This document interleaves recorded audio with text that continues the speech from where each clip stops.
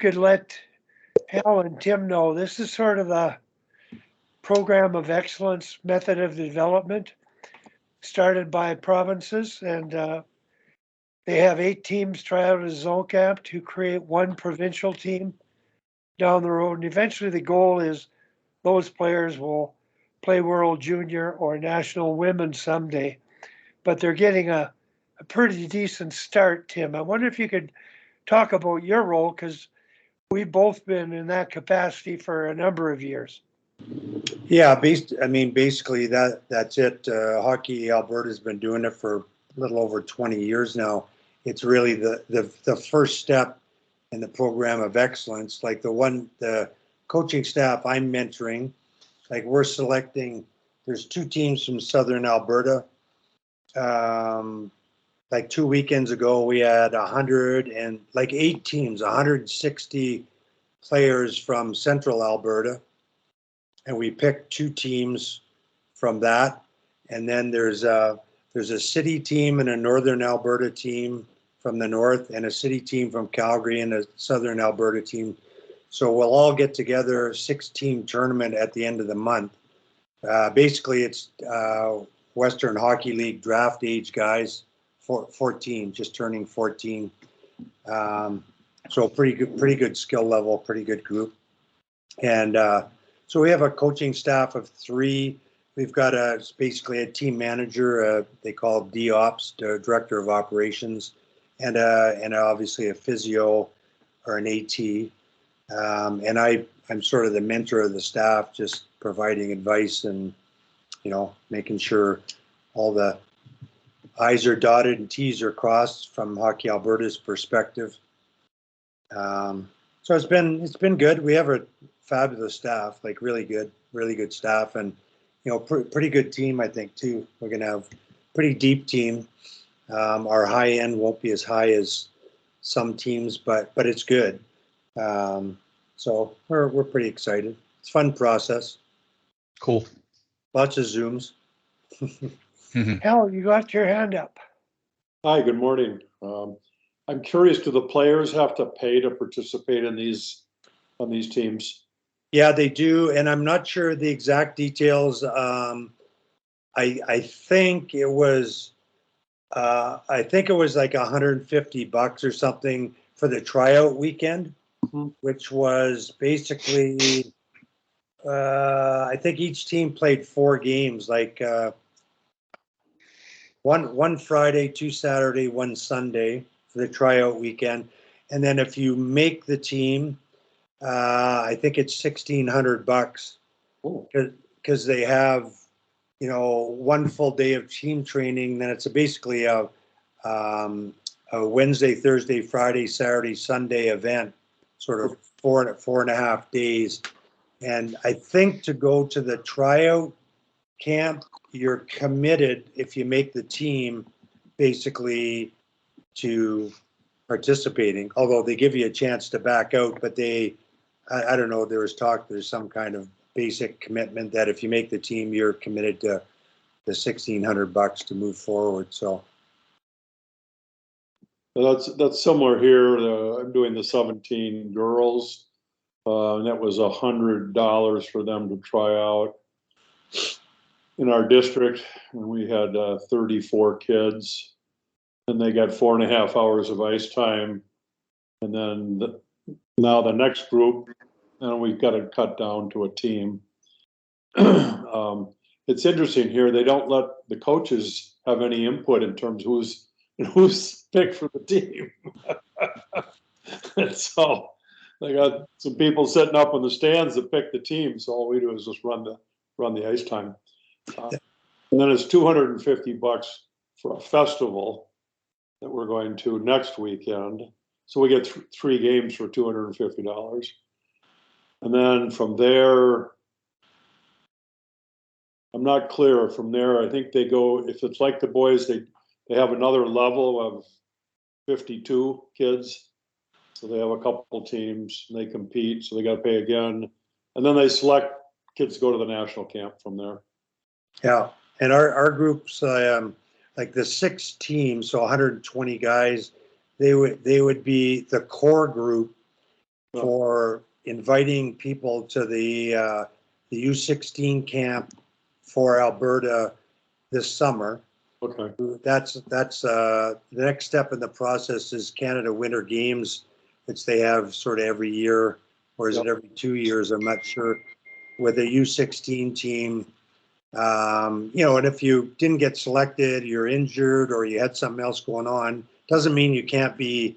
And you weren't in this process. It doesn't mean you can't be in the next part of the process. But it's interesting you mentioned the evaluation thing, because I know Wally would be interested to hear this. Like, we had it's a pretty sort of, I guess not heated, but energized discussions with Barry from Hockey Alberta on sort of the process of evaluation at the selection camp.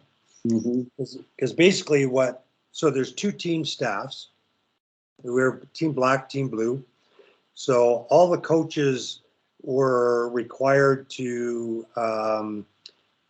submit a evaluation of who they thought their sort of top 5 forwards were, top 4D were, after each game. And each team could have one sort of outside evaluator that they brought in just to help with the evaluations. sure. Which is it's a good process, but there was very little, like, we could do whatever we want within our own staff, but I tried to suggest to Barry that really our job as two staffs is to make sure we get the best 40 players. Right. And in order to do that, perhaps, obviously the top 10 or 12 or even maybe more than that would be pretty easy to pick out.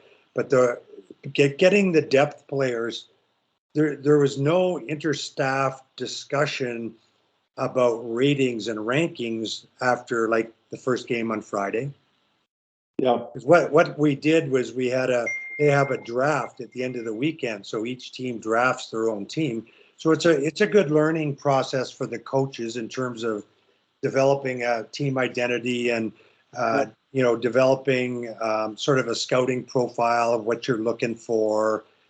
And Barry just said they've had way too much trouble in the past with coaches not being willing to share information and opinions because they're trying to save the best kids, or maybe there's a diamond in the rough that we love that we don't want to reveal to the blue team. It's totally ass backwards for me. Like, we're there to serve the kids and pick the best kids. Right. And Hockey Alberta, by sort of, I had this discussion with Barry, like, by giving in to the fact that the coaches are too competitive and they have trouble with a sharing process, you're just supporting the whole idea that they're in it to win for themselves more than they're in it for the kids. And it was kind of upsetting on lots of levels. We're not done with that yet, and there might not be a perfect process, but I really felt like on the Friday night, we should have all got together and said, okay, who do we think the top 20 kids are today? Oh. And who do we think the next 20 kids are? Right. And then who do we think are the next 15 kids? And it didn't have to be a long, hard discussion, because after one viewing, there'd be maybe, but anyway, it's an imperfect process, but it's an interesting process and a fun one to go through. You would have been frustrated as hell, Wally. So I've got this team picked, and I've got the roster, and I asked if I could get a depth chart from the evaluators. I want to know who the top, rank the forwards and rank the D. Nope, they don't tell me. And, they come from different schools, so I don't know these kids. I don't even know their names. Because I didn't spend enough time with them. And I'm going, well, this will be interesting. And so I will meet with the team an hour before our first game, and we're going to build the lineup, I guess. I'm going to let the kids help out with it, because ironically, many years ago, with the good Bantam team that we had, that went to the Nationals, I asked the captains before tryouts to write each of them on a piece of paper, write down who they thought should be on the team. And not to tell me, but we folded it up, put it in an envelope, and we looked at it after tryouts. And it was almost 100%, except for 2 kids. And in hindsight, the players were right. We made a mistake as coaches by taking 2 players and leaving one in particular off the roster. And it had to more do with culture and personality than it did skill, because as you know, you get to the bottom and it's, you want guys that are there for the right reason and won't give you trouble. And of course, the 2 that we did take gave us a lot of trouble. Their dads gave us a lot of trouble all year long. And so, I sometimes think kids have a better idea. They know who the players are and who the goofballs are. Yeah, I know, Tom, you want in here. I wonder how that might work on the female side though, Hal, like when they're more concerned about getting their best friend in and the person, the teammate they like the best, not necessarily the best player. But go ahead, Tom. Well, the best process I've seen is everybody was ranked, according to what they'd done before. And then there's groups of 2 evaluators and they have 5 kids each. And everybody is, they're ranked like number 1, 2, 3, 4, 5, etc. And you got to watch those 5 kids, and you have to move the best player in there up. If you're in group 3 up to group 2, and group 2 has to move their weakest player to group 3. And it's encouraged that there's movement the whole time, so that, if some kid is really, maybe he's in group 6, but he's definitely the best player. After about 4 times, that kid should have moved up to where he belongs. So, that was the best one I've seen. And then as far as players, ranking things, I asked my team to give me the name of 5 players they thought would be good captains, and they gave that to me. And then there was one player that only got 4 mentions, but she'd kind of impressed all the coaches with, being at the fall camp and all this kind of stuff. And so we named her an assistant captain.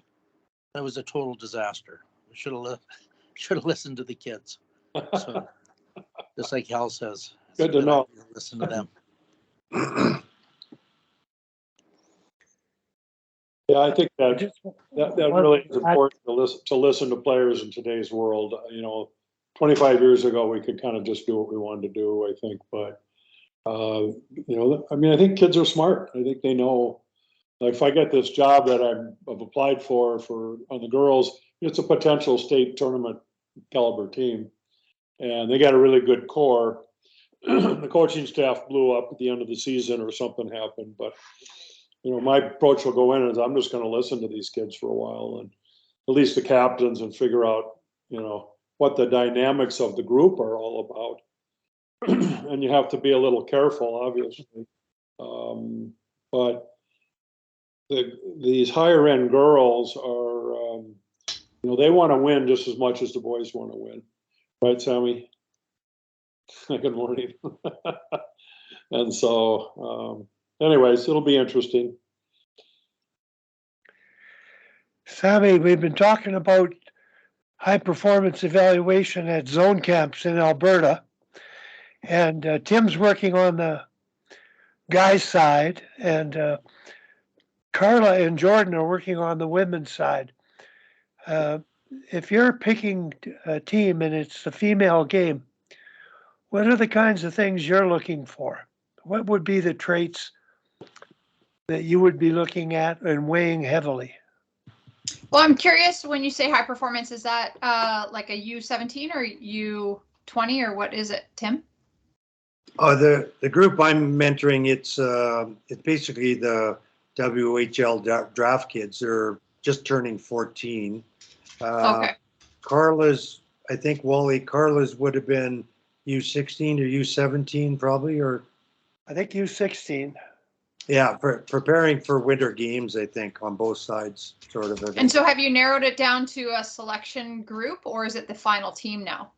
Well, just really quickly, like Hockey Alberta has a competition every year where they, like I was just working in Central Alberta. We had 160 kids, 8 teams. We picked 2 teams from those 160, and that was going on in the north of Alberta, the south of Alberta as well. And there'll be a 6-team competition at the end of the month for a weekend. So basically, the 120 best kids supposedly in Alberta in that age group.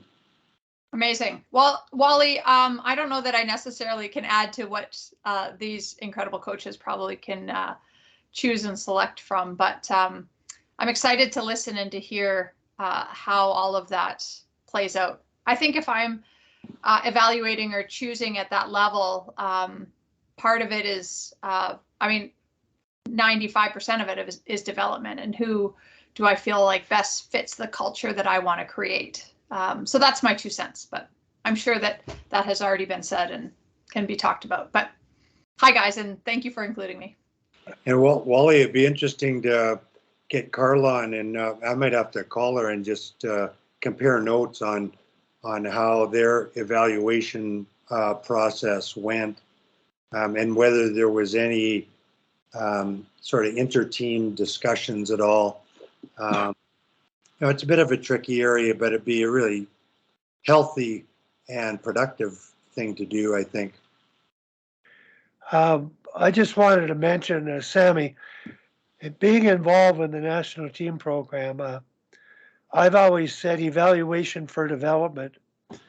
So when I ask you the traits and you ask coaches to evaluate traits, you're asking them to think outside the box about the player that sticks out in what way, for what reason, and project where they might progress to as a potential Olympian on the female side.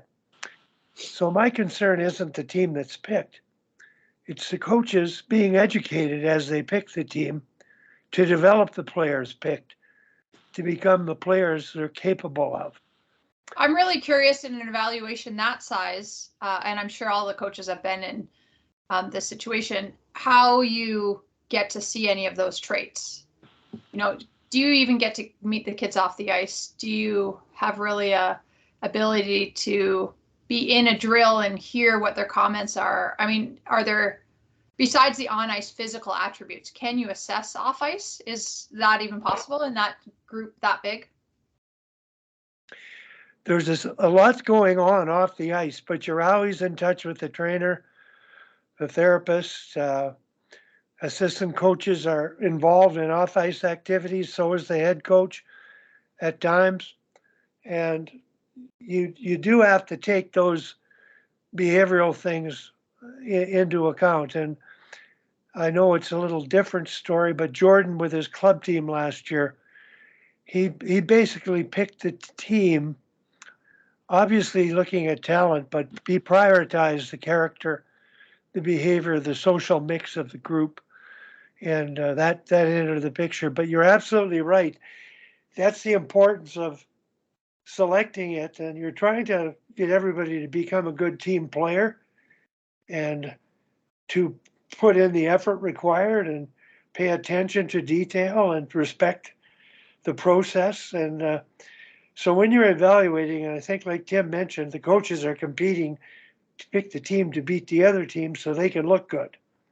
And that's the simplicity of the process, when you can almost pick 2 equal teams based on your selection and pick the name out of a hat of the one you pick, which I think is a better process because the coaches would have learned something about what they were thinking and why they were selecting kids. So with the provincial team, that eventually there'll be one male provincial team and the female side, one on the male side, female side, and they'll go to a national championship. The exercise now at the national championship, from an evaluation point of view, is to have those coaches of the provincial team rank their players before the tournament and then rank them after the national tournament. And this is where you find out who can really deal with the adversity and the challenges and the pace at the highest level. So the process, it is, the outcome is what's driving it, but the underlying factor has to be how we're developing the coaches in the process to pick up on the broader picture. So I don't know if that helps or not or confuses things, but I think the mindset usually coming in is everybody knows their own thing and they're going to stick with what they do, and they get offended if you mandate the process. So to some degree, I'm curious about Hal and Minnesota Hockey or USA Hockey, who don't let the coaches evaluate. And I think it's an important part of the process to get their information, not for decision-making sake, so to speak, but so they're discussing things about what are you thinking and rationalizing and why. And then you go away from every meeting with a different outlook and a broader degree of awareness of what to look for in developing a complete player, which ultimately for the national team in the women's case and the NHL draft in the guys' case is the ultimate.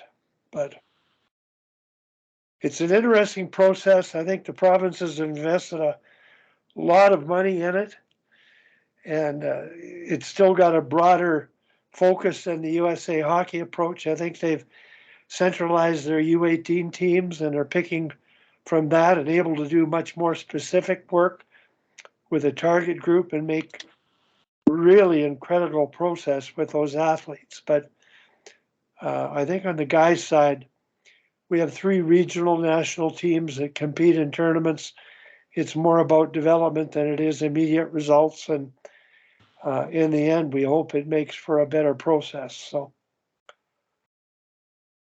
Tim, I don't know how this sounds to you. Is it Greek for your minor world? Tim Taylor. Yeah. No, you guys are talking about a different level of evaluations than I would be involved with here at the minor hockey level. Just a glimpse on what our organization does. They had 14 U evaluations this week for the coming season. Looked like there were 40 to 45 kids on the ice. The head coaches for the teams have already been announced, so the head coaches are up in the stands making their selections, and then there'll be 3 or 4 assistant coaches plus the hockey director on the ice. Kids do a little bit of skating, some horseshoe drills, and then pretty quickly go into some scrimmaging, but pretty standard stuff.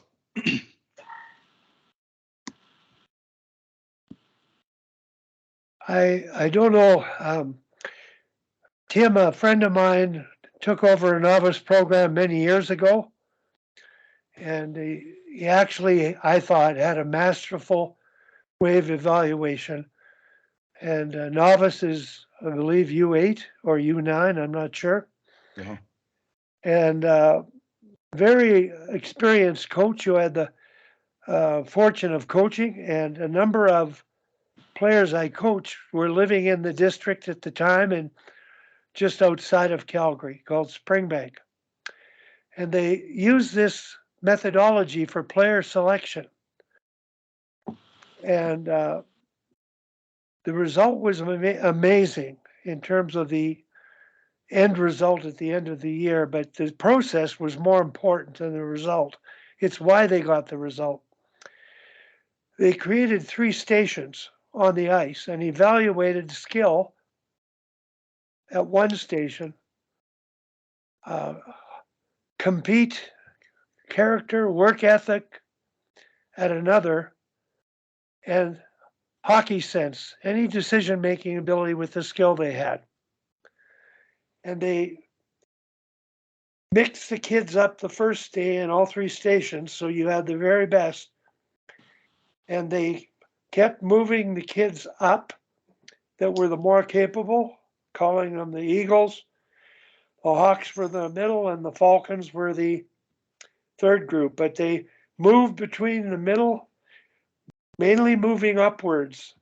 And in the end, they picked their teams, and the association wasn't too receptive to it because many people get on the board to make sure their kids are ranked at an appropriate level for their kid to play.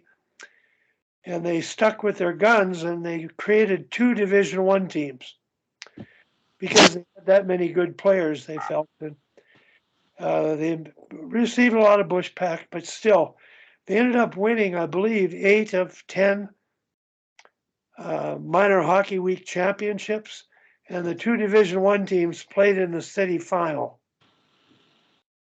And a tribute to the proper selection process, which leads to development, because they were aware of whether those kids were in those capacities and had to develop them at the ability they were at and take them to where they could be. Interestingly enough, the following year, they didn't get their jobs back, and things returned to normal, and the process was sort of lost sight of. But it's something that's, I think, it isn't really rocket science. It's just a matter of taking an objective approach and looking at it a little more detailed and trying to be a little more objective than you have been in the past in terms of generalizing. So, anybody else, any thoughts related to that? Kim? Wally, how are you? Well, I've still got COVID, but we'll see how it goes. All right. Well, I wish you well. I have a good story to tell, Wally. It's wanted to all share- yours.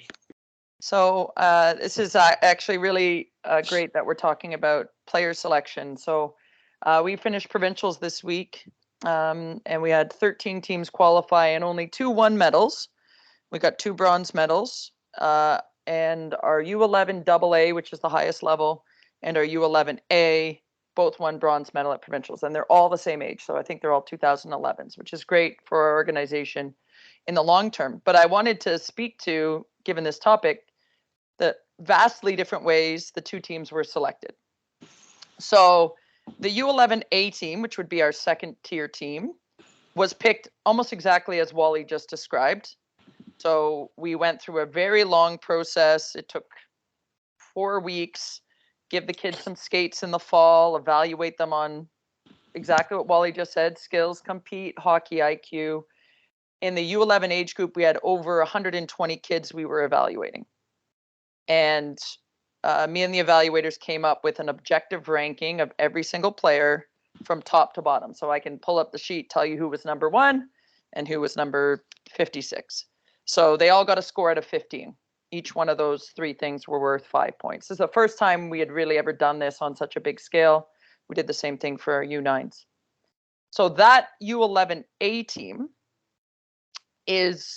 are the top 15, 16, 17 from that process. So the coaches, the evaluators did not pick the team. We simply gave the information to the coaches. One of those coaches is Apsy's brother. So Sammy, I don't know if you know Sil. And both the head coaches were great and very capable of developing players, but they got the pick of the litter in this process of the top 17. And if they were the tops, they might have gone off board and taken like the 21st best player or the 19th, but they didn't go so off board that they took the 45th. So we didn't say you must do it. You must take who we rank, but we did the process well enough, I guess, that they thought, well, okay, these are clearly the top 15 or what have you. So that team did extraordinarily well all season, got to the finals of most of their tournaments, finished first in their loop. They were very well picked, and all the teams underneath them also were very thoroughly picked and did very well at their level. So at the U11 age group, this process worked really well. It was also far too drawn out. and caused a lot of people a lot of stress, but ultimately it got them to the goal. Now, notice I didn't talk about the AA team. The AA team was not in this process at all. They got picked in the spring during COVID without a single evaluation skate where everybody was on the ice together. Most of them skated on a pond in the east end of the city per the coach when they could come because it was COVID. And he never had them all on the ice at the same time. He was sending me grainy video on his camera phone. He's an older guy, so who knows, it might have been a flip phone. Sending me video, and I got on the ice with this team in training camp, and they were a double B team at best, to the point where we're like, we might need to recategorize this team because the A team, if the AA team had played the A team, the AA team would have lost for sure. Like I guarantee, they never did because that would have been bad for everybody. But I think they would have lost if they had played each other straight up at the beginning of the season. So the U11 AA team, and the coach told them that. He was like, we're double B skill level right now. We are not even in the right conversation. He told the parents that in training camp. I ran their training camp. So they're part of our high performance program. I've been on the ice with them about 30 times this season. So about 2 months ago, the coach calls me and goes, Kim, I don't know if we should go in provincial. So because there's not that many teams at the U11 AA level in the province, everyone gets an automatic bid. And you can choose to go in or not.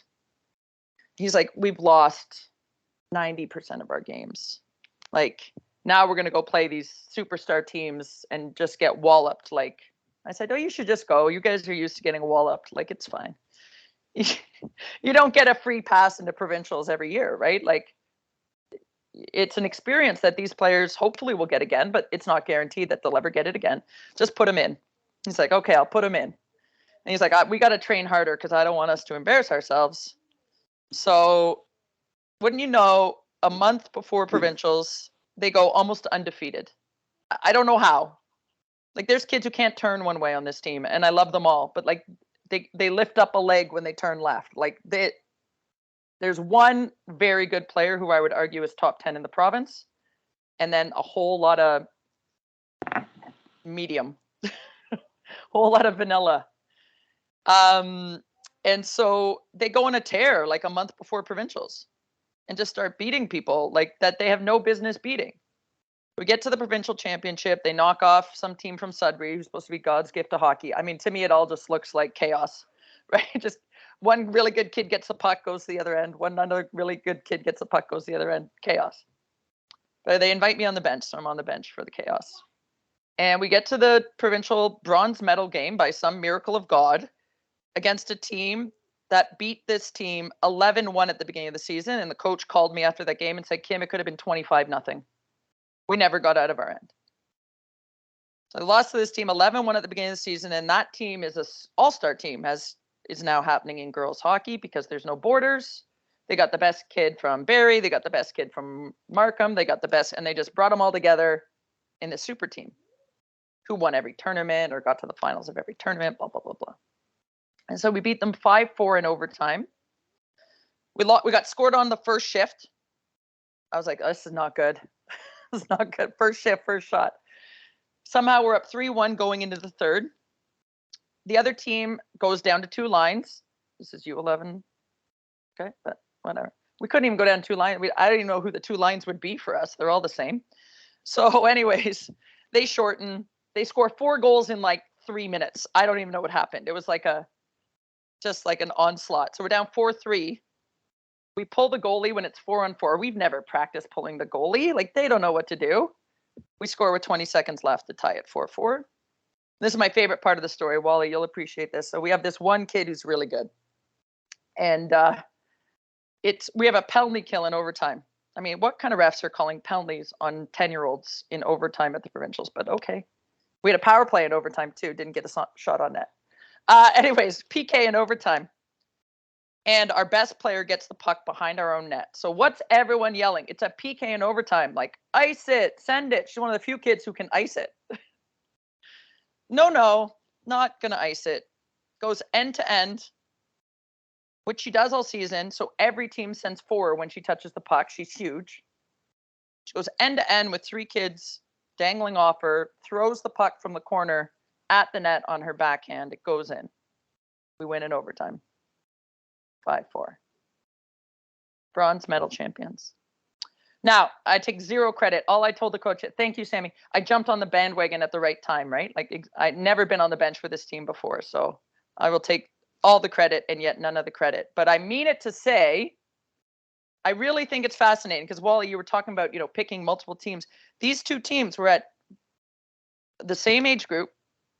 I think one team had a minor on it. The rest of them are all majors, all the exact same age. One went through a very thorough, thoughtful process where me and our other high performance coaches evaluated them.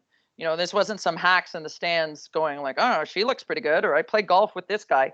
Like, it was a true objective evaluation. And you have the other team that's picked on a pond who had nothing. And they both ended up the same point. Both bronze medal champions at provincials. So to me, it says, like, ultimately why both teams won is because the coaches are great skill developers. Both of them are great. This AA team, if you told them to go into penalty kill formation, they would look at you like you were crazy. They have no idea what that means.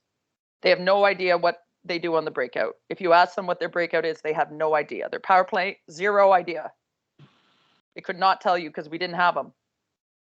Right? And I can't speak for the A team. But pure skill, player development, and what this coach at the AA level focused on was skating with your head up. And when I say focused on, he did the identical drills for 4 or 5 months, for 15 minutes at practice, like no difference. And keep in mind, while he's doing these 4 or 5 drills, every practice, not one practice a week at skill, like every practice. And like the drills are not exciting. Like I'm even watching them do it going like, that's kind of boring. And they're getting annihilated while he's doing these drills. Like every game they go into, they're getting their butts kicked. Now the coaches are on board and the players are on board, and we all know how the parents were.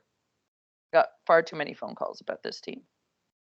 And I wanted this coach at the end. He's the nicest guy. He would be a perfect shark. This guy is a shark. I will invite him to come on and talk about this. But I really want him to say, I told you so. And I really want to say, I told you so to those parents. But the bronze medal tells them, I told you so. But he stuck to his guns. He didn't change these drills. I got him to add a couple more compete drills. I got him to add some more one-on-ones. I thought like, maybe we should teach some of these kids to skate backwards, some stuff like that. But like he just stuck to his guns and taught them they all can skate with their head up. They all can deke someone one-on-one just by going around them. They can all weight shift. And none of them are scared to, even if they're not good. Like the bottom third of the team will pick up the puck behind our own net and carry it in front of the net and try to dangle 4 people. Like it's heart attack inducing. And yet, if there was one skill that I would value that these players be able to do, it would be that. It would absolutely be that. And so, anyways, I just wanted to share. I've never seen anything like it. I've never seen anything like that in my own playing career. I've never had the opportunity or privilege to have a team rise like that in my coaching career. So it was an honor to be there and watch it firsthand, but I still can't believe it happened. This is a true miracle on ice, but it does speak to the selection process and how we can try to micromanage it like we did, and we got it really right. And then we can just let the old guy run kids around on the pond, and he got it pretty right too, when it all comes down to it. Because I don't know that it matters that much if you've got people who are going to develop kids the right way. And maybe that's what I learned the most out of all of this, right? Is that the real crux of the whole thing is if you have coaches who are going to stick to their guns and do it the right way. So anyways, thanks for letting me talk forever, as I always do. Appreciate it. Go ahead, Tim. Yeah, Kim, in listening to your story, do you think, I mean, you had said you thought maybe they were just double B at best. What do you think was missed in the evaluation? I mean, kids can surprise you for sure, but obviously it was a better team than maybe was thought initially. What do you think you might have missed? Well, the team that was the double B team, that became our double A team, I don't think anything was missed, but the coach was evaluating on a pond, and he just like, you can't run drills, and like the pond melts. It's, January in Toronto, like could be 10 degrees, like who knows, right? So he was literally just like, oh, 6 kids showed up, let's play 3-on-3. Oh, I think this girl skates okay. Like, maybe I'll have her come skate next Wednesday. Oh, the ice melted. Like, it was not a thought out process. It was, there were, I would say, 6 kids who are clearly a little better than everybody else, including the one who, and I wouldn't say she was this dominant at the beginning of the year. But like there was nothing missed. What was missed actually is that because he went through this process and he had to say no to a bunch of the kids who were on the A team, a bunch of those kids who ended up on the A team actually did a ton of work and development over the course of the off season. So I would argue there were 6 players on the A team who should have been on the double A team. Like when the puck dropped in September, and this is why I say the A team was better, the 6 best players on the A team were probably better than the 6 best players on the double A team at that point. Right? So, and we didn't change any of the players around. That's a whole other conversation, right? Because you haven't even played a game yet. Could you actually make a trade or do whatever? This coach was like, nah, I picked who I picked. Let's go. And none of the parents, on that A team, of course, because they were pissed, they didn't make the double A team. So they wanted to stay on the A team and prove everyone wrong. So I wouldn't say like there was a lot of love between these 2 teams all season, right? Like there's not, they weren't exactly like warm and fuzzy to each other. They never did play each other. They never practiced together. But yeah, he did the best he could with what he had, which was, whoever showed up on the pond. And, do I think he missed 3 or 4? Absolutely. And there was another 3 who trained with me all summer at my hockey camps who came over from another organization, who just happened to fall on that A team because the double A team had already been picked. But yeah, I wouldn't say he did anything wrong. I just, I don't know that I would have picked, I could have swapped the top 6 out real easy there, and I probably come out with the same answer. So just for clarification, Kim, the double A team, I understand, I guess, the minor hockey process. They just got picked sort of randomly last spring, like you said, when the COVID was raging and they couldn't really have a tryout. And then, so they were picked and they were automatically double A players come the fall. And then you picked the other team from all the remaining U11s. Is that the process? Yes. So we went through a process where they had to sign up for, we called it the launch pad. It was some number of skates, and the first 4 of them were just skills, and the last 4 of them are evaluations. There was some number like that. So we didn't start evaluating right away, and we resorted in the fall. So kind of like what Wally said, you had everybody on the ice together, and then as we got closer to decision time, you started to sort. If there's 120 kids, the kids who are just going to end up in house league sort of were in a certain cohort, and the ones who were vying with the A team were in a different cohort.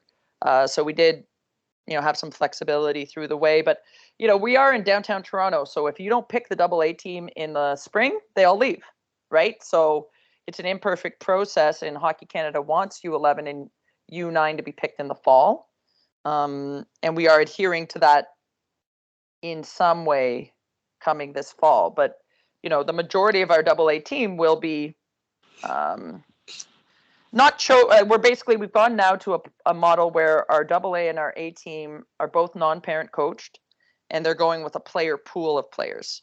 So they're going to co-coach this group of 30 kids en masse throughout the summer and do some skates with them. And then once they get to the fall, they will actually identify who's double A and A, but all the kids will know they're in this larger pool. So we've never done that before. I'm thrilled. They're both phenomenal coaches. And they both have to win bronze or silver or gold at provincials. Clearly, we've set the bar pretty high here next year. But so that's how the process is going to evolve for next year. But the double B and B team will still go through that kind of more arduous player selection process because these players develop so much across the summer. That's why 6 of those players on the A team developed on the belonged on the double A team, is because they did a bunch of hockey camps over the summer, right? We have to allow some possibility of that. And I think that's why what Hockey Canada wants us to do and pick the teams in like in the fall is the right call. It's just real hard to do when you've got, your neighbor organizations not doing it. Because, who's going to check? No one's coming knocking down your door and go, you didn't do it. Organization B over here did it, picked their whole team in the spring and you lost all your best players, right? So, like I said, it worked out well for us last year, so I'm happy with it, but I guess we'll see if it's consistent year to year. So I might have missed something there, but so the obvious question might be, well, why couldn't you just do the process you did in the fall for the remaining U11s who weren't selected for the AA team? Why couldn't you do that process in the spring to best identify your AA players? Well, that's what they're doing. That's the process that the AA and A teams are doing this spring, or they've already done majority of it. So they've had some skates to identify a larger pool of players. But I would say in our organization, there is a kind of pretty clear distinction.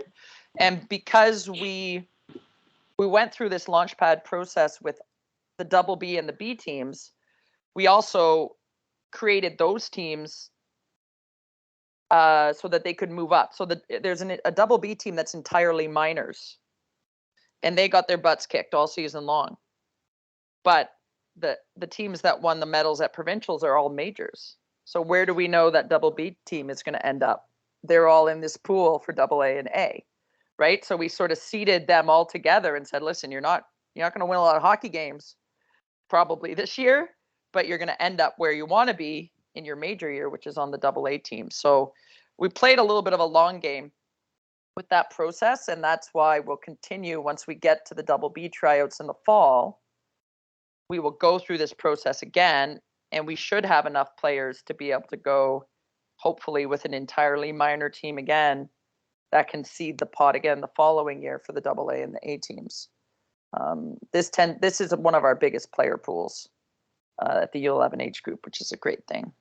So yeah, the parents, are relatively new to rep hockey at that level. So they're not like, oh, I got to run away. I'm not going to get a spot. I'm going to go to organization X. I think if you tried to do it at U13 and above, all your best players would leave. At least they would here, until we start winning more games and they stay because we're doing a really great job. They're going to panic if they don't have a spot. I think it's only sustainable for us at U11 and the U9 level.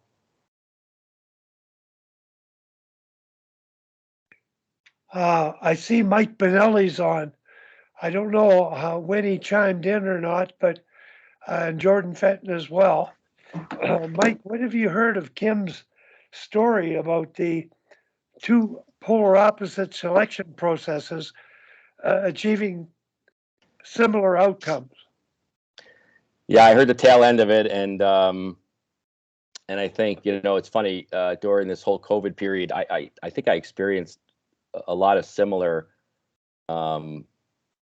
pieces with my own personal team where we I basically picked the team last year sight unseen, just if you played, quote unquote down here, AAA hockey gets thrown around pretty liberally. So if you were playing travel hockey and you were a disgruntled player from that organization, you probably came and just signed up for our organization, and whoever got their registrations in first basically was put on the team, and our team actually did just as well or maybe better than the team that they had pre-selected last year, the year prior. And I know down here because, and Kim, I think you were kind of alluding to that based off of when you would have your tryouts, but what happens here, and a lot of the organizations I work with, is if you're not the best 6 kids on a team, and you don't think you're going to be one of the best 6 kids, you leave and try to be the best 6 kids on another team. And then the cycle is pretty vicious. But what I'm finding is that the motivation for the lower kids that end up sticking around, that want to get better, or a kid that does get cut and then has any kind of ability, self training ability, that they're going to surpass the kids that are kind of the fat cats that are pretty happy about where they're placed. We saw it actually. I'm in Florida right now. I was doing some work with the Florida Junior Panthers, and down in Florida, they do a thing called the Florida Alliance. So they, at the 12-year-old age group, they take the best kids and they put them all on one team from all the different organizations because they think there's not enough competition in Florida. But what they were finding is every year, more than 50% of the kids that were picked for that Alliance team were cut for kids that weren't picked, because the kids that weren't picked trained all year. The other kids just were on planes, going to the Northeast playing games to represent the best kids. So it's just, so I think it's similar. I didn't hear the beginning of Kim's, the reason they had to do that, but I find it with our team, like I said, I think there's a certain age group between 10 and 12, 13 years old that you could easily miss or hit on players on any given moment of their development in time. Yeah, that's a great point, Mike. And a challenge for us is it's a number, like we have so many players. It's a great problem to have. And so the flip side of this, of course, is that the parents, want to know where their kid ends up, right? And where she's going to be, and then who's her coach going to be, who her teammates are going to be. And it's very hard to make a call on these kids. There's the second best player on this AA team barely made the team. Like, she barely made the team, and I would say she was almost as good as the superstar by the end of the season. And she just eked her way on. Like, you don't see that a lot at U15 and above. It does happen. I've had the last kid I took on the junior team become the captain the following year and make Team Ontario. But it's very, very rare. At U11 and U13, I mean, U9's a whole other animal. It's just like whoever went to hockey camp first, is on the U9 team. It's a bit crazy, but for U11 and 13, there's so much variability, and our challenge is, how do you give these players and coaches and families the most transparent and consistent evaluation process possible? Or are you just trying to do too much, and you just do what our U11 AA coach did, and he just threw it all in a hat and picked some names, and it turned out great because he's a great player developer, right? Like, I'm sitting in that spot right now going, we need to do a better job of player selection. But, am I going to put all this time and effort into it and standardizing it and ultimately realize it's not going to make a damn difference? I'm not sure, right? Because we're always going to have enough players. That's never going to be a problem for us, right? Retaining the best players, I agree, Mike, is hard. Although people tend not to make super teams until U13 here, but they're everywhere now, these super teams, right? You take the best from everywhere and aggregate them together. We have a pretty good community feel and culture here, so it's pretty rare that people want to leave, unless they're like one of the top players in the province and they go to the one super team. There's usually only one or two super teams in the girls. But yeah, I feel like we miss kids all the time. There's a kid on that B team who probably should have been on the AA team, and she developed late. And do you just roll the dice on that? Like, that's not our fault. That's great for the kid. And it sucks that, the guys who are on the planes all year, some of them aren't going to do the extra, and therefore you pick the wrong guy. But how much control can we really have? No one would have picked me when I was 12. I only got on the AA team because my friend's dad was a coach. I was brutal. I would have made it. Nepotism was the only reason I made that team. But I'm sure they were glad they took a flyer on me by the end of the year. But if I had to go through one of these selection processes, I would have never made it. Yeah, that's where I'm not sure how valid it is at the age groups that we're trying to do it at. Because you can't legislate what kind of development they're going to do over the summer, or whether they're going to go shoot pucks in the backyard. You just don't know. Or whether they like, skiing or sailing or band camp. I don't know. There's just, this isn't the NHL. This isn't the national team. I don't know. Maybe we're trying to do too much. I'm not sure. Yeah, so if I could just chime in, only because so one of the things I'm doing here with the programs I work with currently is trying to get them from a model of like a 3-day selection tryout to a body of work communication effort with their players. It's very rare that an organization has an influx of 20 new kids trying out for positions, right? It's probably similar to Kim, where players don't really want to leave and they don't leave, and they just kind of migrate through the program, and it's our job to fit them in the right place. So what I've really mentored programs to do is go within the example I give is if I go to a tryout for 3 days and I cut Timmy, and Tim's like, well, why was I cut? I'm like, well, you were cut because you weren't good enough. Okay, well, but you're the development expert. Like, I came to you because you're the best organization that I know of. What can you do to help me get better? Well, you just got to work harder. All right. Now that parent and family leaves just as pissed off that they didn't make the team, because they just don't have any real information. Now, conversely, if I said, "Hey, Timmy, there's no tryouts. You're getting placed on this team because of X, Y, and Z, and you fit in with the organization this way. Here's where your talent is going to be best suited for this team, not for this age group, not for this championship program, but for this particular grouping." I think if we as organizations picked players based off of how they fit within a team concept, it would be better for parents, better for development, better for kids to understand that there are roles in youth hockey programs and that you're fitting into this piece because, yes, you might be the 7th best forward on this team, but guess what? The reason we're putting you on the B team or the other team is because we want to give you the opportunity to have the puck in your stick more and be a bigger role and have a bigger voice in the locker room. And I really do think you can do that at 11, 12, 13, 14 years old. And Kim, I would agree. Like, if I ever had to go through a tryout I didn't start playing hockey until I was 11 years old. So if I had to go through a tryout as a 12-year-old, I would have been the guy who knocked over every single cone on the ice and would have got cut in 3 minutes. But I made teams because I just basically outworked everyone and was more passionate about any player on the ice.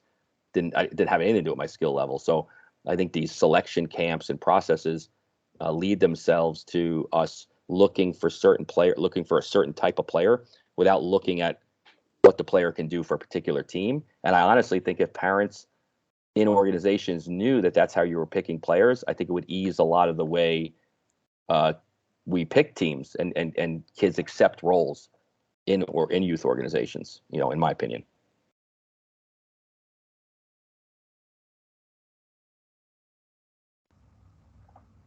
Jordan, you evaluated you were at the female camp, Hockey Alberta, when we began the session.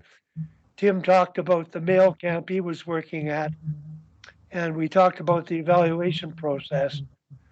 And you've been involved in evaluations for years. You've been working with Hockey Alberta for a few years, involved in the evaluation process, working with your coaches. And we just had some interesting discussions here. Anything you could add on the importance of evaluation relative to development? Well, it's was really interesting this time around. The South camps had the most participants that they've ever had. We had 8 teams of 20 players, lots of goaltenders, which is usually a problem trying to find goaltenders, at least good ones, right, Sammy? So it was absolutely a really interesting camp. But then again, the evaluation process itself is everybody's looking from their own lens. And so I would say, are there kids that get missed in the process? Absolutely. Especially those players that are not your flashy ones. Really thinking about D, the D that skate well and play the defensive side of the game. They often get overlooked, I think, because people look for those D that are joining the rush and flashy ones, and may look past some of their mistakes in their own zone because all they see is, oh, that kid can rush the puck and carry the puck, or is always around the puck. They don't necessarily see that they don't defend real well in their own zone and sometimes look lost in their own zone. But that being said, as a mentor in the process, I see my role is to ask the questions, not mine to point out. I did. If there were some kids that I thought were maybe being overlooked a little bit, I would say, watch this kid a little bit more. What do you think about this one, or that sort? And it's good. But the great part about it is that if you've got 160 kids trying out for 60 spots, yeah, there might be one or two that get missed. And if they're not, there's other kids that are going to get opportunities. So it is what it is that way. Interesting, I just caught a bit of what Kim was talking about, and I'd often wondered that piece about selecting the spring versus the fall. In that, in Alberta here, of course, the only organizations that are allowed to select in the spring are the sports schools. So they have a direct advantage in naming their roster first. We are allowed to, at the AAA level, promise players or sign 5 skaters and 1 goaltender on June 15th. You can commit those players. I know that there are programs that can commit players all the time, but you can only actually card or sign those players to a commitment at that time. I've wondered whether or not if the players then would be, if they're the responsibility of the team, that the team would take on that responsibility, helping those kids with setting up programs for off ice and some of that over the summer. Because what we find here is that the monetization of the game is really gets to be rampant over the summer here. That those kids, if they feel that they're going to make the AA and AAA teams, that their parents have to be spending thousands of dollars all summer long for their kids to even get a look. And then the other thing that happens is some of those groups that have monetized the game, the one group in particular, I know that the person who owned that group used to give his employees bonuses if they got themselves on coaching staffs. And so, of course, kids start to look and see, well, it looks like this group has a person on each of the coaching staffs, so I guess our kids have to go and train through them. Whether rightly or wrongly so, but it ends up that way. So I don't know. I don't know that there's perfect science in it. I know that obviously, if we're looking only at results, my group, we obviously were able to get the right 19 kids on our roster, but who knows? We'll see what happens this next fall, whether with going through a similar process, whether it's the same way. So. Jordan, before Tim gets on, it's been a few years since I've been involved in what you and Tim did, but I have to tell you a story about our final selection of a goalie for an Alberta zone team. It's a real extensive process, but it's the last pick of the day, a goalie. And we got the last pick of the day, a goalie. And they couldn't decide on who it was. So I told them to flip a coin. And I made fun of the fact that, really the selection process is pretty fickle. And that goalie that was picked was the second goalie, ended up at the competition being the first goalie, ended up making the Alberta Canada Winter Games team, splitting all the sessions as they won the national championship.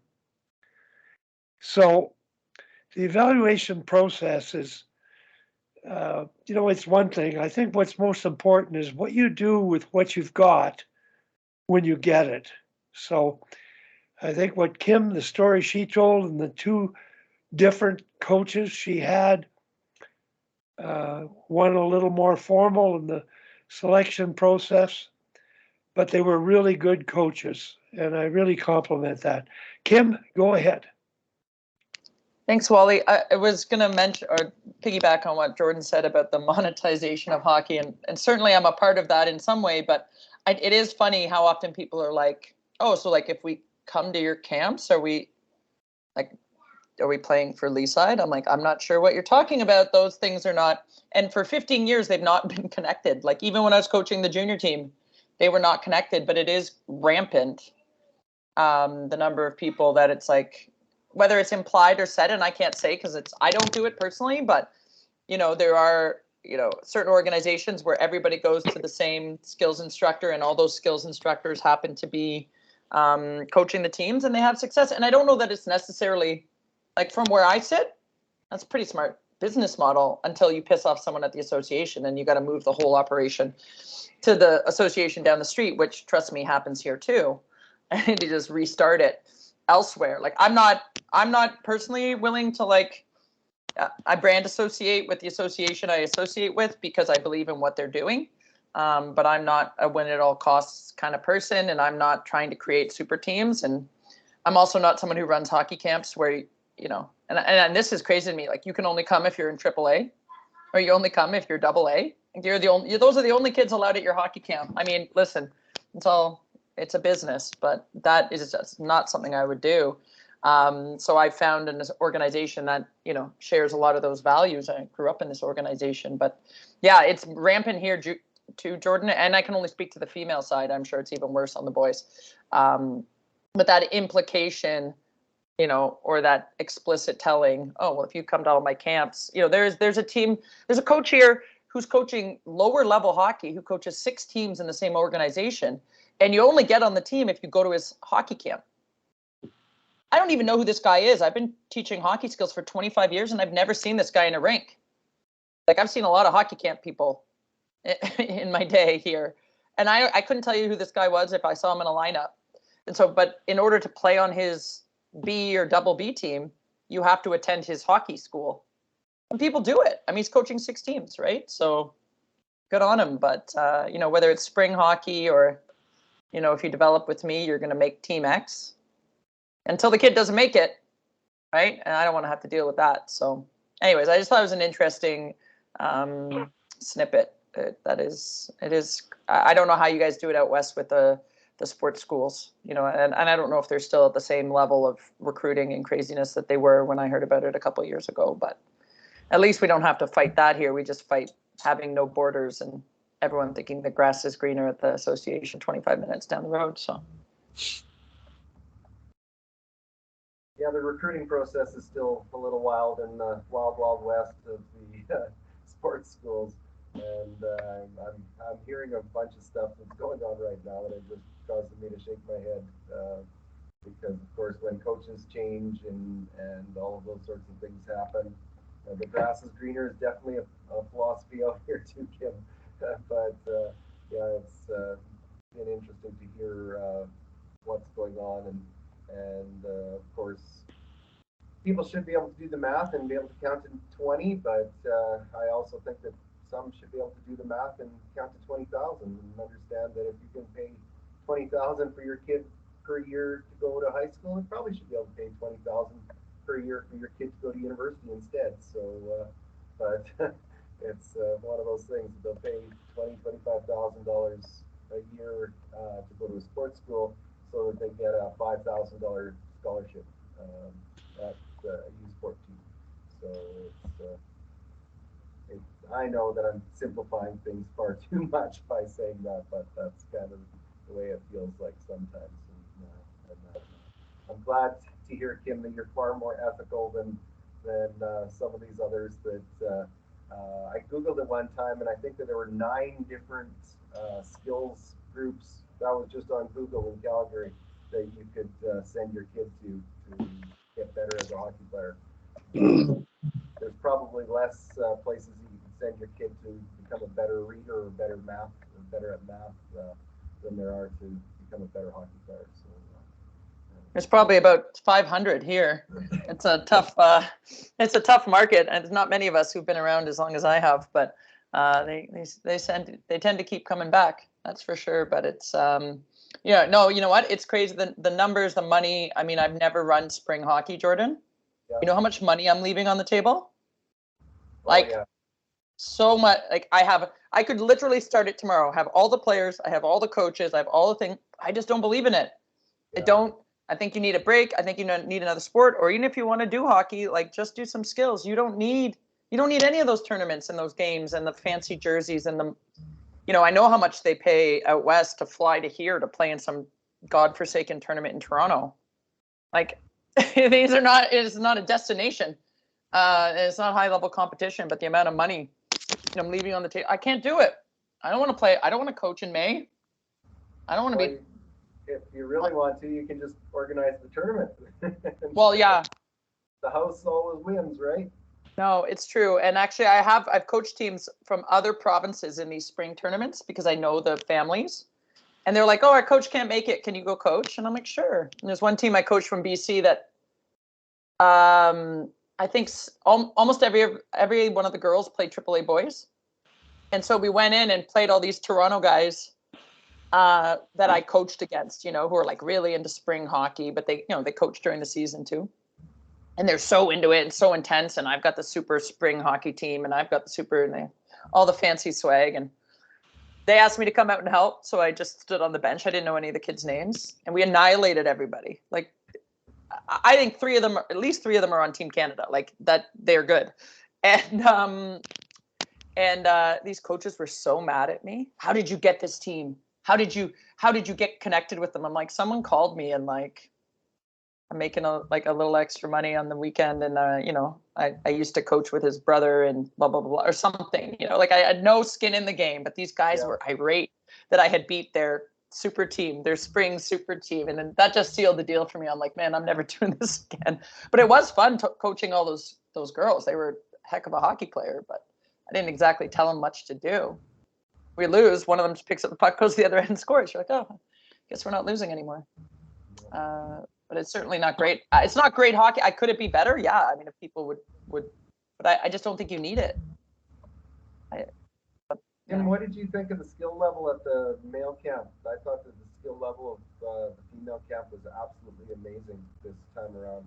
Like Sammy, I was going to tell you that there's a goaltender. She's an 07, so she's 14, and she could fire the puck from one end to the other, and she was always out of her net, stopping the rims and setting a puck up perfectly for her D.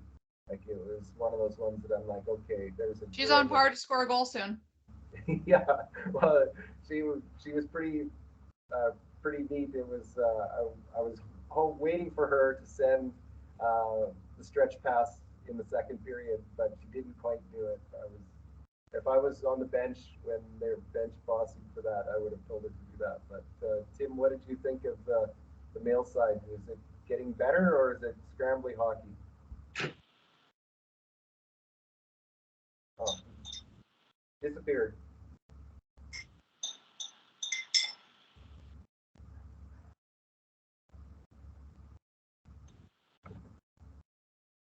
Maybe he didn't hear that you were asking a question. Maybe. That's okay. No, I'm here. Oh, Oh, there he is. Sorry, no, I'm here. I was just making a coffee or trying to. What was the question, Jordan? Sorry. it was what did you think of the skill level? Is the skill level going up? Was it up in that camp or was it just scrambly hockey? Well, we thought it was pretty good and pretty deep. But Barry came in and he came from the Calgary camp and he immediately said, well, they've got some really elite players there.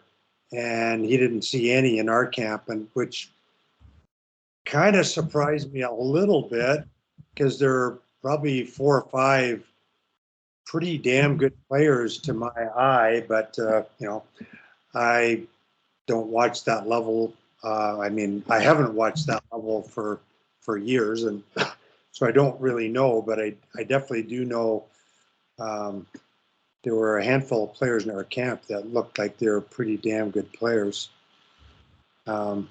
So, proof will be in the pudding, I guess. How was your? I would imagine the evaluation processes were probably the same, but how did you feel the process went? It's always a gauntlet. I hate that evaluation process. They're so concerned with getting numbers down that don't spend as much time, especially the first couple of sessions. You seem to spend more time trying to get a number for every kid than actually drilling down into each kid and getting to appreciate them for what they bring. And then again, it's back to, it's set up that, of course, the flashy kids will get seen quicker because it's such a quick process of getting through everybody and that. And of course, I had Wally's voice ringing in my ears saying, "Be careful for the ones that look good," and because they may look good, but they don't compete and they don't necessarily work as hard as the others. And, so you had to watch for those ones too. But no, it was a really good camp. We used to see it where the bottom end dropped off, and this time round there were very few players that you would say really had no place being there. That they were all serviceable, and that the actual gameplay wasn't scrambling like it can be, where you'll have one or two talented kids that skate through everybody and or try and do too much. It was actually, there were kids that was moving the puck and kids were actually thinking and playing well. So I really appreciated it. Yeah, I think Wally would probably agree, but like I know where you're coming from. I think the pursuit of the numbers is really, really important, so you can get to the next step, which is the discussion of the numbers, which helps you, as you say, drill down and really look at and evaluate the players. If you don't, the numbers give you a basis for discussion. I've always felt like all the Hockey Canada camps almost that I've done, I've always felt like when you're watching a game, if you're watching your team, pretty easy to pick the top 3 or 4 forwards. And it's pretty easy to pick the bottom 2 or 3 forwards on your team. But there's always a block in the middle that there needs to be some discussion about.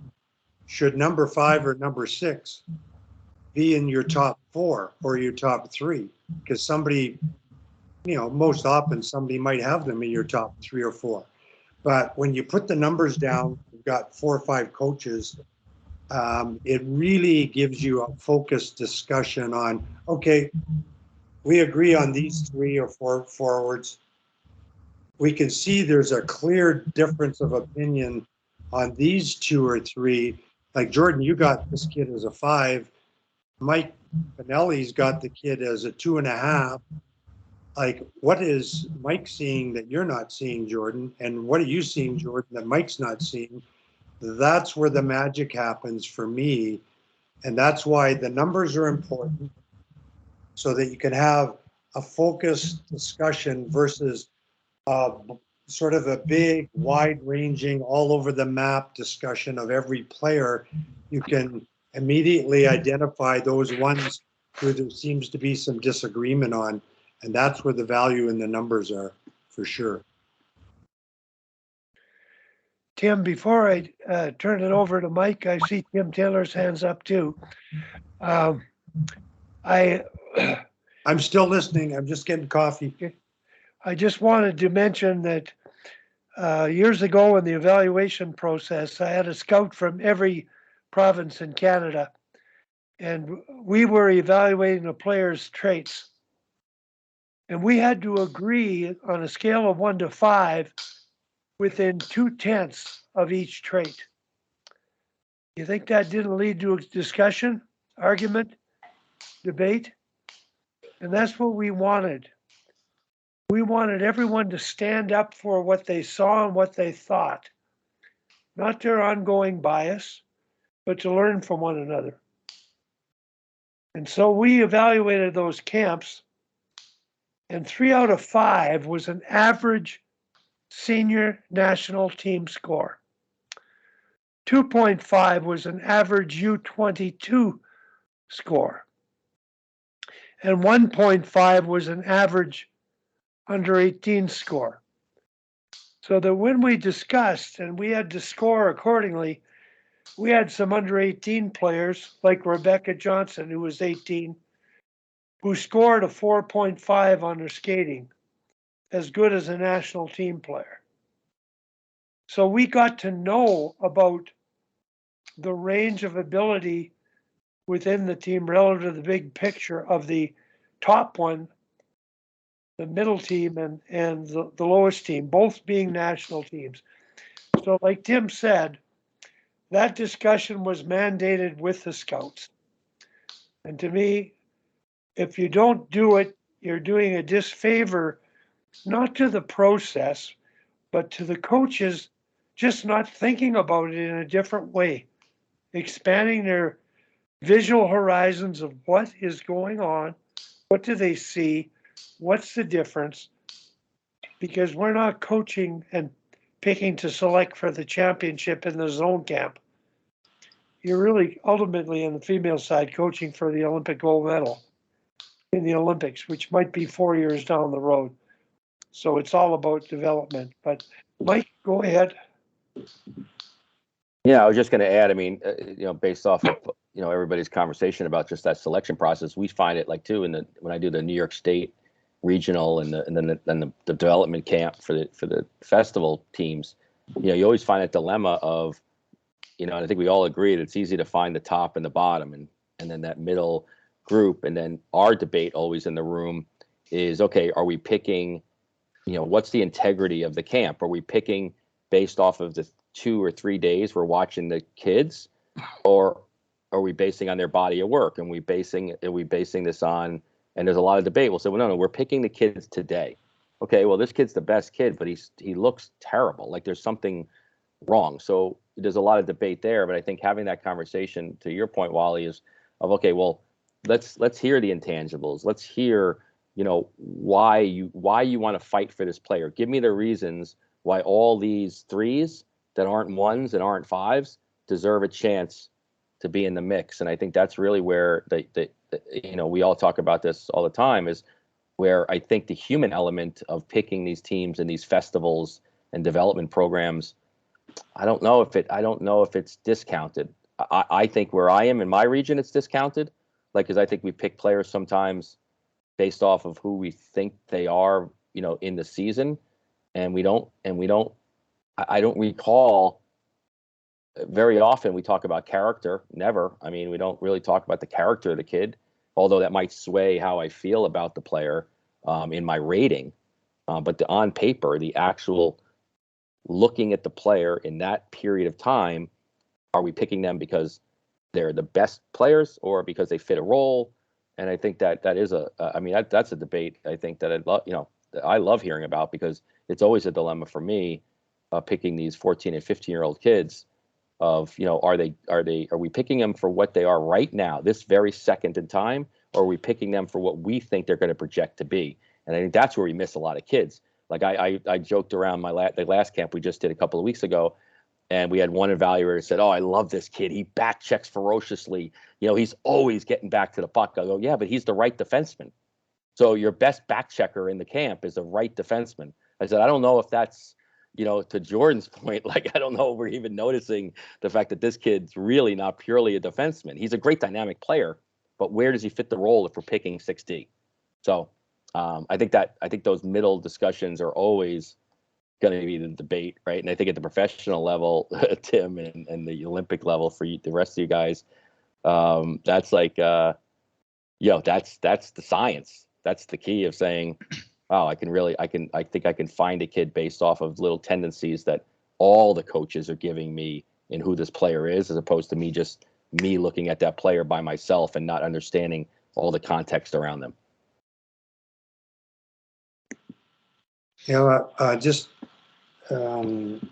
Just a sort of a side note, like Hockey Alberta, a couple things. They're very, very clear with all of their coaches and mentors, they have an Alberta built pyramid with all the, the qualities they think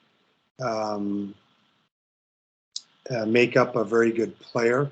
And character is a big piece of that for them.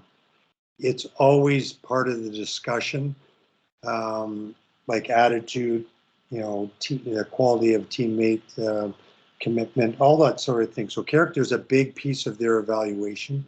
The second thing is they are very clear in this process that we're in, because it's an introduction to short-term competition, really, as Wally mentioned, projecting forward to the national junior team on the men's side and the national camps on the women's side, and eventually the national women's team. They're very clear that when they come into, players come into a selection camp, your prior body of work is irrelevant. You need to perform on this Friday, on this Saturday, on this Sunday, in order to have the best chance to make the team. And they go to great lengths to hide the actual names of all the players. Now, some of the coaches will obviously know who some of the players are, but there are no names. There are numbers and colors, and the coaches are tasked with evaluating how the player is performing in this moment. And it definitely has happened in the past. And I believe Brent Sutter's son is case number one, where he was one of, if not the top 14-year-old in the province, and he did not get selected one year because he was, in a word, I guess, horseshit the selection camp weekend. And I don't know the whole story there, and I don't want to cast aspersions. He's a pretty darn good NHL player right now, and obviously was a good player. But they go to great lengths to try to evaluate based on, what are you doing for me right now? It's not about who's going to be good down the road. It's not about, it's about the moment, and can you be a good teammate and a good player on demand, so to speak. So there's different, obviously different goals and different processes for every different situation, but that's what this process is. And it's an interesting one for sure.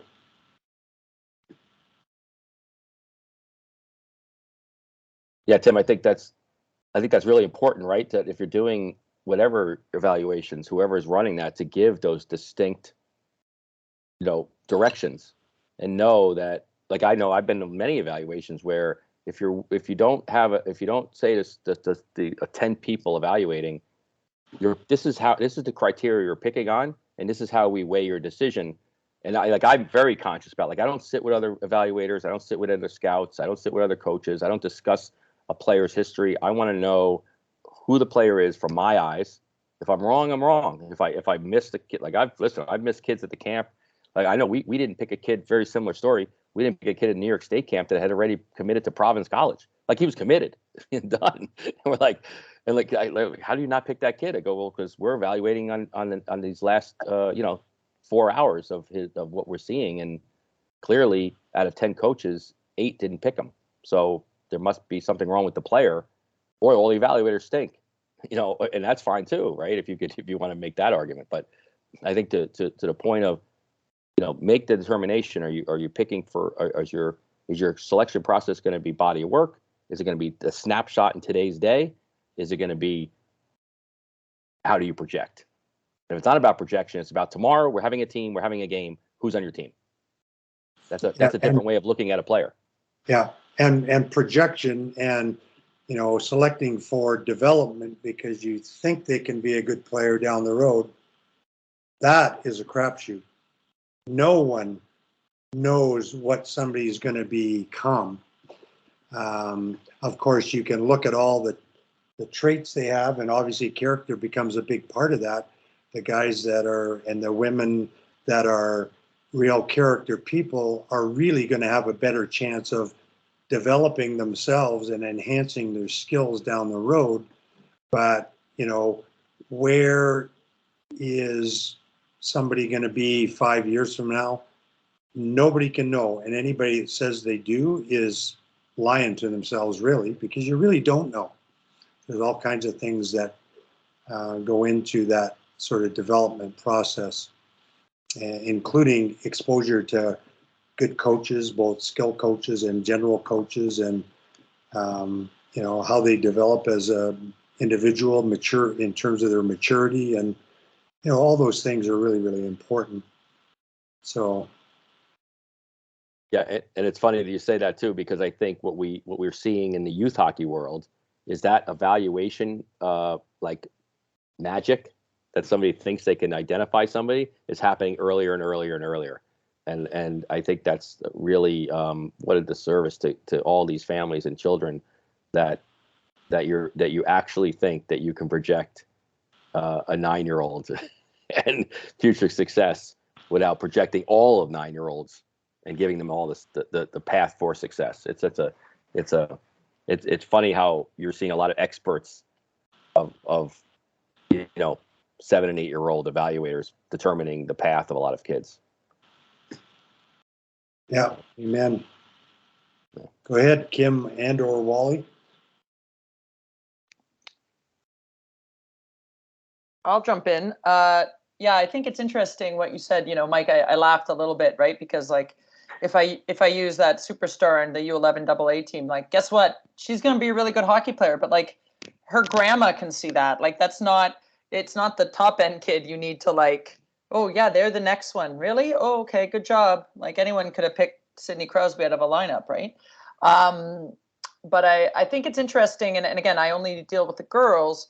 I do find the evaluation process and the tryout process, especially at the younger age groups, to be fraught with challenges because they get nervous. They know you're there, right? I have this debate with all of our coaches, and kind of going, well, what are our best practices in terms of player evaluation, right? And, telling the player you're coming, is always, a debate. Like, do I tell them I'm there? With our newer coaches who no one knows what they look like, then you get all the parents going, well, has Billy even seen my team play? I'm like, you don't know what Billy looks like, but Billy's smart enough to know he wasn't going to text you that he's coming because Billy wants to see what your daughter looks like on just a Tuesday night game. He doesn't want to know what she looks like when you know Billy's coming, right? But I do think that's, and your term body of work is exactly the right term, Mike, is, we are doing these kids a disservice if we aren't looking at least getting a couple different vantage points, right? Like, we need information. With our association, most players are coming internally, right? So moving up and around internally. So we need information from their previous coach. We need information from these more objective evaluations we've done in the past. We need to see, and it's crazy that we don't necessarily even have this, where did she play last year? Where was she 3 years ago? Right? Like, you actually need to see, if she was a AA player who's now tracked down to B, like, that says something versus whether it went the other way. And I think it's just, like everyone's talking about, it's just having that information available to make it debatable, to have a conversation, right? And I think what we're finding is that there's just not a process, or there's no standardization of the process. The families are wanting more, the coaches are wanting more, and you could overdo it, but I do think there's some pretty low-hanging fruit in terms of having some sort of objective evaluation, some sort of feedback from their current coach, some sort of years-long tracking of where they've been, right? And even if we could just empower our coaches with that information, they're going to be way further along, right, in terms of where we want to be. I don't think we're ever going to go to third-party evaluators pick the team, because I constantly put myself in that situation in the 15 years I coached. I don't know that I want anyone picking my whole team for me. We might have done better, though. Who knows? But so I don't know that I certainly don't want to be picking 32 rep teams, nor do I have the time to pick 32 rep teams. But if I was forced to, I'd probably get it 85% right, just based on what I know, right? But then the coaches are going to have a mutiny, right? So I do think there's some autonomy. And, I think, Mike, you talked about it earlier. right? Often we have multiple teams playing at the same level, right? So we have 3 U18B teams, right? And if you're slotting, maybe the B level is not the right level to talk about it, because maybe you're not slotting kids in at B, they're just picking where they want to go. But if we had multiple teams at the A level, can you really say you've got to go play for Coach X? If you and your daughter like Coach Y better, they're paying the money. Can we really tell them? Like, if those two coaches are really that different, do they don't have to play for that person. They can decide they like ballet better and go to House League, or they can decide they like organization down the street better. I think that's a sticking. I just don't know how you do that, or if that's actually feasible in minor hockey to say if there was multiple teams at the same level. If you had 2 A teams, there was A red and blue, or B blue and black. You can't force them onto one team. They're the customer. They're going to buy what they want. So that's the only part for us. And because we do have so many instances of 2 teams at the same level, because we have so many players, that is, to me, from a player selection, I just don't know that you could ever do that. This standardized process might only work at AA and A, where we have fewer teams. But I'd love to hear if anyone has any insight on that. Like, Mike, it sounds like you've had experience where you kind of slot people in a place. Like, what if they don't like that coach? Or what if, is there any wiggle room, or how does that work? Yeah, Wally, did you have your hand up? Did you want to go first? Go ahead, Mike. Go ahead. Yeah, so I think your point is exactly what I was trying to say. Like sometimes it's best to slot the kids in where they're most comfortable and where they're going to develop the most. And that might be with a certain coach, right? Maybe one coach is a better fit for them. And my point was having those conversations instead of just like here, if you get picked for the AAA team, you get picked whether you like it or not. Like you're like here, it's crazy, right? You have to sign a contract and say you're trying out for my team, my organization. You're coming in, there's 95 kids on the ice, that you're signing a contract that wherever we place you, you're taking a spot on one of those 3 teams, whether it's the AAA, the AA, or the A, whatever you want to call it, right? And if you leave, you're obligated to fulfill that financial commitment. So it's a little crazy where now you're in and you say, no, you didn't make the AAA team. Well, you guys don't know what the hell you're talking about. Well, you came here thinking we did know what we were talking about. Now you're on the AA team, and this is why we placed you on the AA team. You can't take your ball and run to another organization legally within the commitment. So so my point was, well, if we had the conversations to people prior to and tell them why we're putting them on certain teams and how that fit is better for their child, that conversation maybe is a healthier conversation for the player, the parent, and the coach. Because Kim, I agree with you. Like, I've been in so many organizations over 30 years as an independent evaluator picking teams. And I'm like, well, why do you have me picking the team? I don't know any of these kids. I can tell you who's the best skater. I think that kid's the best skater. Oh, we do too. Okay, what the hell you need me for? Like, don't you need the person that's not independent to be the one that's saying what's great and what's not great about certain players and families and who fits into your program the best? And Wally, you know these guys because you've worked with them now, but that's Kim, the power player guys are exactly the system that they put in place for this concept, that you'd be able to just punch out and say, okay, I want the coach of the AAA team from last year to spit out his roster ranked, and here's all the players, and here's what I think about them.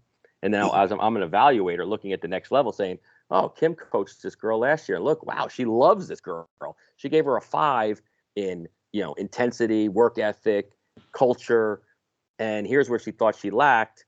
And one of the things she thought she lacked was skating, and we're seeing that too. Wow, you're really not a polished skater. Like, that's something we can work on. So I think that's where, to your point, are you trending? Which way are you trending? And are there tools out there at the youth level that help us determine trends?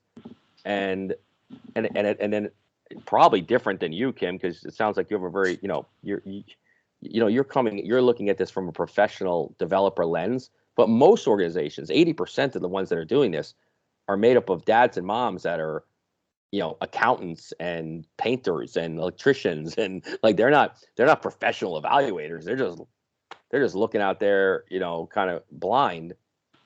And I would venture to say too that there's a lot of independent evaluators that come in that don't understand the role that they play either. They just say, yeah, I'll evaluate. those are your 5 best, those are your 5 worst. Here's the kids in the middle. Hey, thanks a lot. I appreciate you doing that for me. So I don't know. There's so many different ways to do it, but I think the best way, me personally, the best way at the youth hockey level is the personal knowledge of the player and what they do for you and your organization and team, regardless of how good or bad they might be.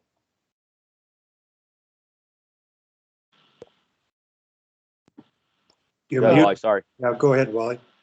I just wanted to mention, Kim, it all gets back to your initial story. You had 2 teams achieve bronze medals, and they both selected their group differently. But I think they both coached similarly. So I don't think the selection process is a big deal unless you're doing it for the sake of developing the people selecting. They get to talk about things. We think we know what we see. We think we know what we're doing, but we have no idea of how they're going to develop. And so, Kim, the example to me is I'd rather have a team given to me than pick a team. And I'll work with it. And just like the coaches you had, they work with their team, both good coaches, different ways, but they transmitted belief and got results out of the group. And I think I run this right up to the NHL.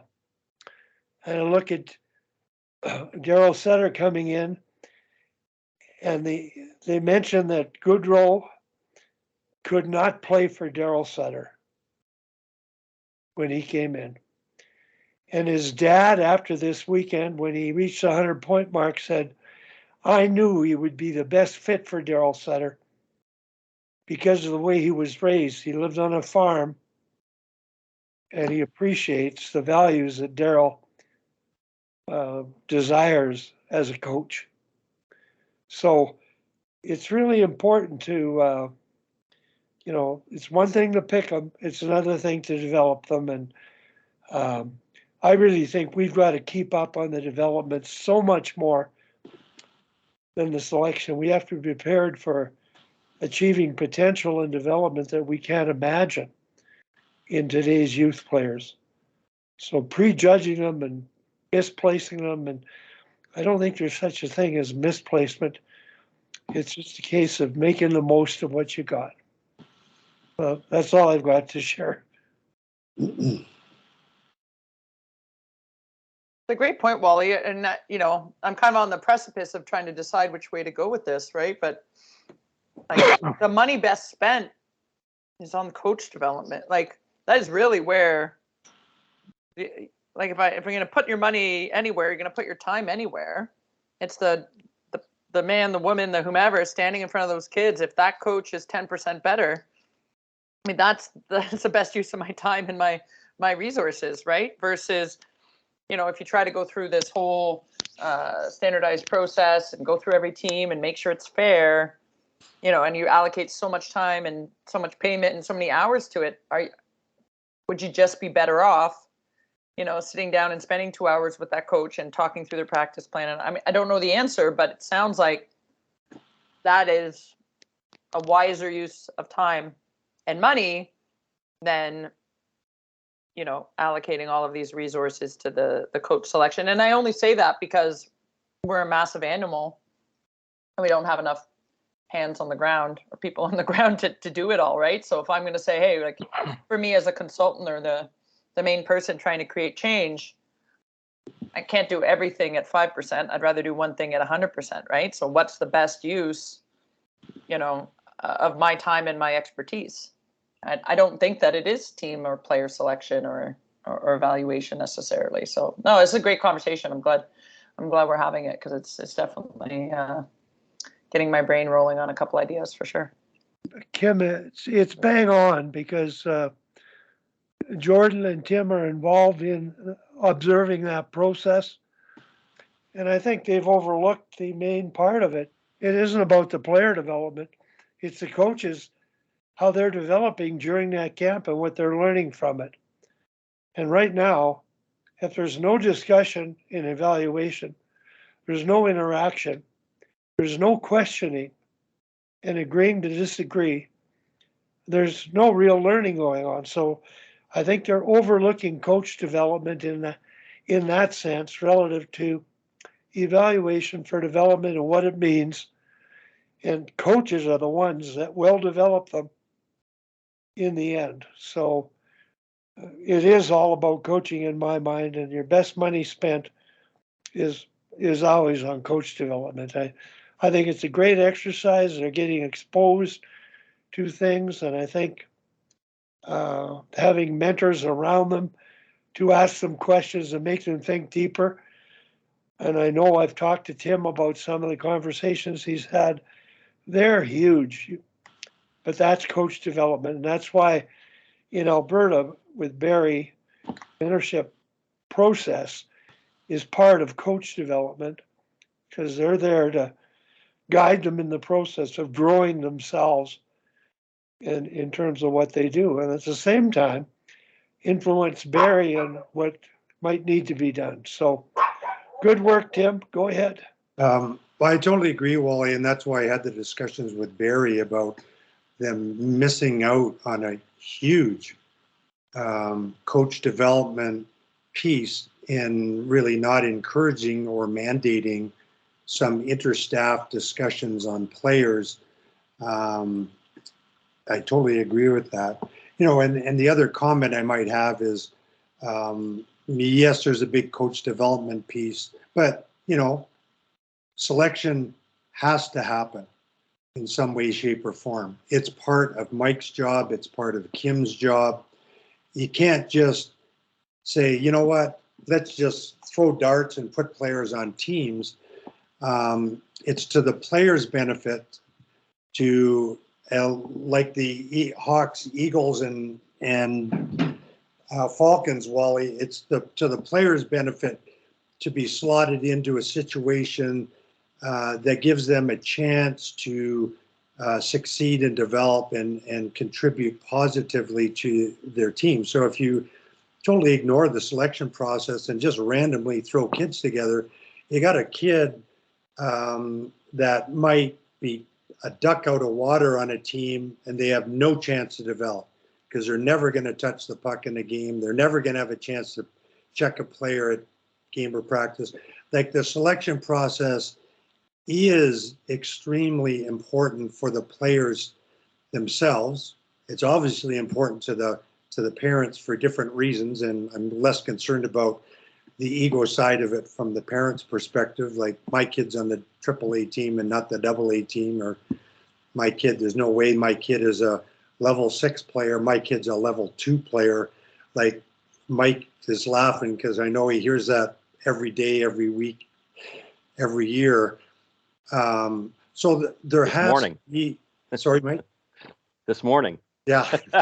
So there has to be a selection process. There has to be or needs to be some effort put into it to do it the best way you can, so that, as Mike has been alluding to, you can actually give some feedback to the players and parents on, hey, this is why we feel your son or your daughter is better suited to be on the AA team instead of the AAA team. And if Gino Cavallini was here, I had a beer with him last week when he was here for the Max.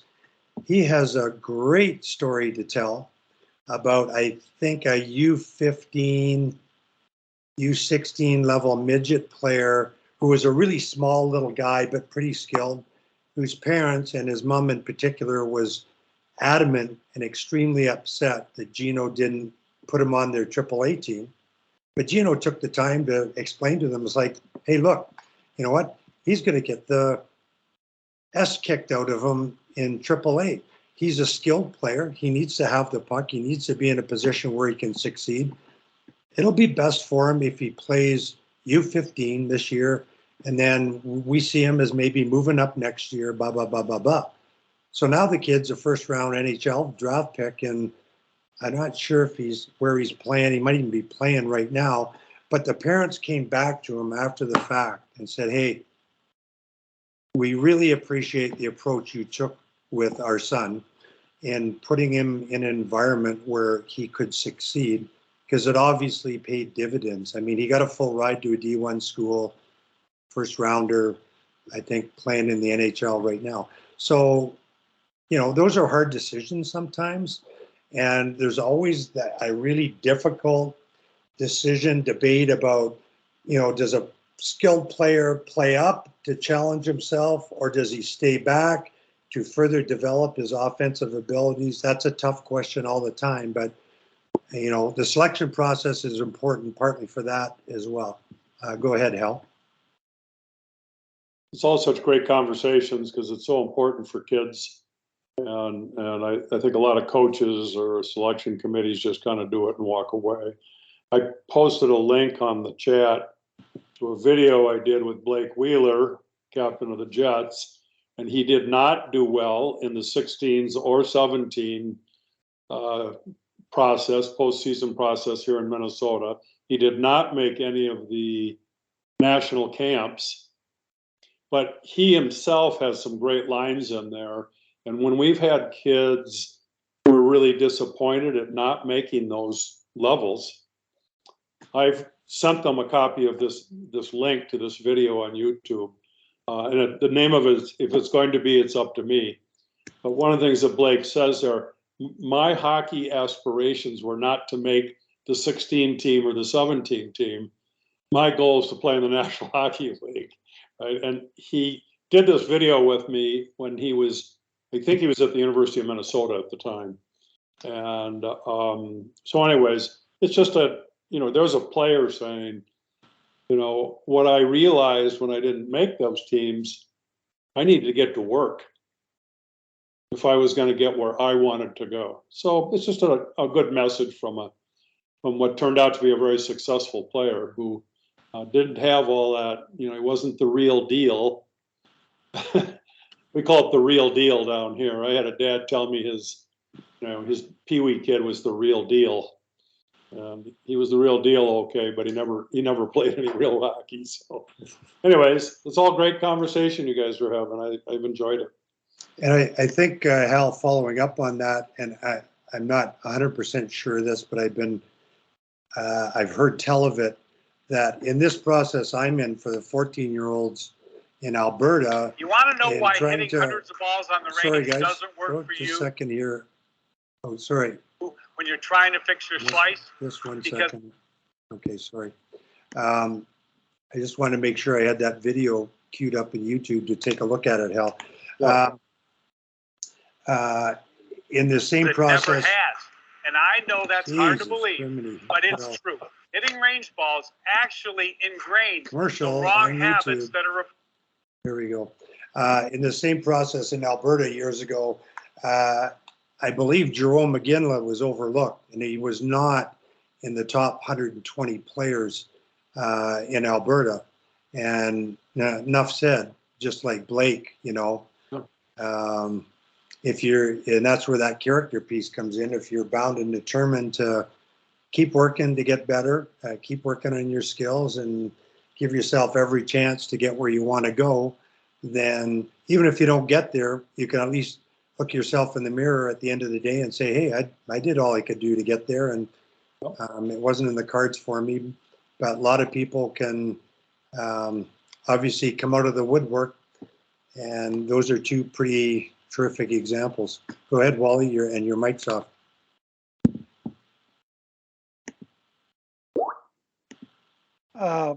I just had a few stories. Northeast Calgary, they have a AAA midget team, and they have a Bantam draft here in Alberta. In Ontario, the age level is a little older. They wait a year so they don't get distracted playing Bantam hockey and feel that they've been misplaced by not being drafted at Bantam. And I think the structure in Western Canada with the Bantam draft causes more problems than it does create successes developmentally for the young players who need to develop, need time, and as well for their mindset and attitudes of being a team player, because they are the ones getting called upon to get double shifted in Bantam AAA, and they're maybe accelerated at 15 or 16 to midget AAA, where they're double shifted. And, you know, I have a number of stories in Northeast Calgary of players who were convinced to play AA midget at 16 so they could be the best player, lead the team, and at 17, and they did. And this one particular player, a number of them have gone on to the NHL and done well, much similar to Blake Wheeler. And I think the harm that's being done by coaching and the way they treat those so-called better players now and mistreat the players who can still develop, that's where the problem is in the game. So we can talk all we want about the selection process, but boy, it's so important to be aware of the developmental timelines when some players are ready and not ready. So I really admire Owen Power, and my God, he got accelerated when he was drafted, played in the Worlds. He still went to college and played a couple of years, and now he's in Buffalo. So back in the day, you may not have chosen to go to college as soon as you might now, but it's changing a little bit, but not enough.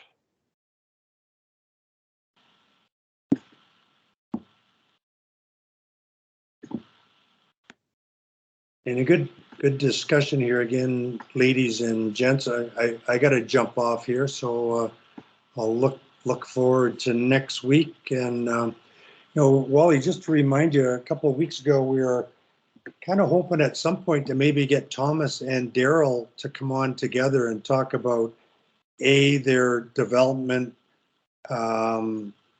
process with the Czech women.